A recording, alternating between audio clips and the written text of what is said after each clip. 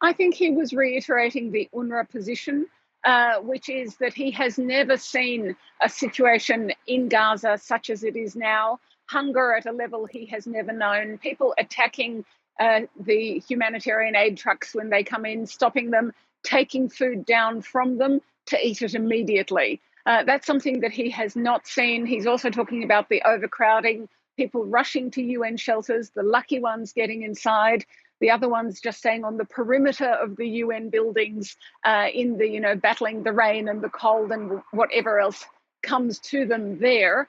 But that they have to do it because there's simply nowhere else for them to go. And the other thing he said is that they're all now squashed into the south, the poorer area, the area that I can tell you that he didn't say, but I do know has far less hospitals, far less money than the north. Everybody from the north who could get out has gotten out.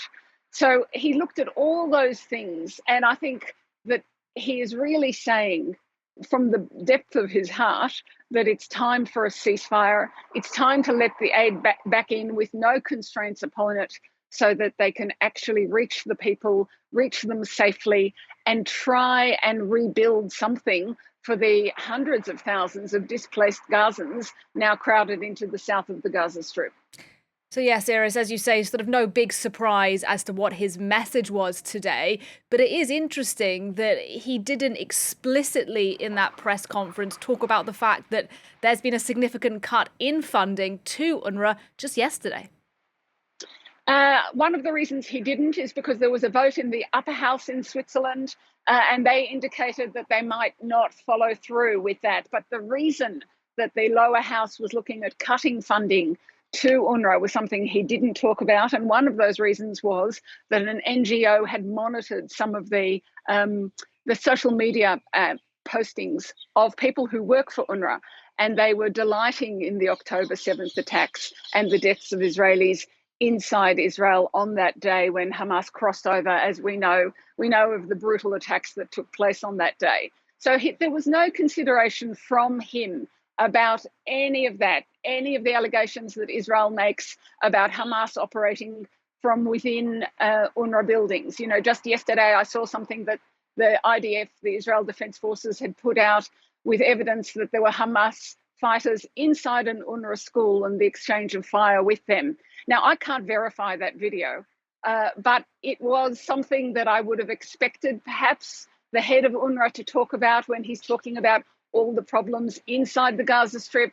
So we didn't see that. I think he's pleased from his first answer. We just heard him say he's pleased at the idea that the upper house in Switzerland will reinstate that money, and that the $20 million or so, $22 million that they were planning to pull out of UNRWA will now go back to it. All right, Irris, thank you for your thoughts on that press conference. But if we can just ask you one final broader question today. We know Israel is coming under growing international pressure because of the civilian loss of life in Gaza. Now, Jake Sullivan, the US National Security Advisor, is to visit Israel today. What do you think his message to Benjamin Netanyahu will be? He's to visit Israel today. The joint chairman of the Joint Chiefs of Staff is coming on the weekend. US Secretary of Defense Lloyd Austin is coming on Monday. It's the pre-Christmas rush, and I think they're all coming with the same message, which is Israel has to take greater steps to protect civilian life in Gaza and to provide humanitarian aid. And we can see that because there was a vote in the War Cabinet last night suggesting that Israel would inspect vehicles at its own border crossing at Kerem Shalom and also turn them around, not send them in via Rafah, send them in from Kerem Shalom, something they vowed on October the 7th they wouldn't do. That now appears that will be announced with Jake Sullivan today. The other thing that it's definitely clear that Washington wants some answers on is what is going to happen, what's the plan for what they're calling the day after. Even if it is the day after Hamas, or whether it's not the day after Hamas, and Hamas is part of what remains in the Gaza Strip, despite Israel's plans, announced plans, what does it actually intend to happen?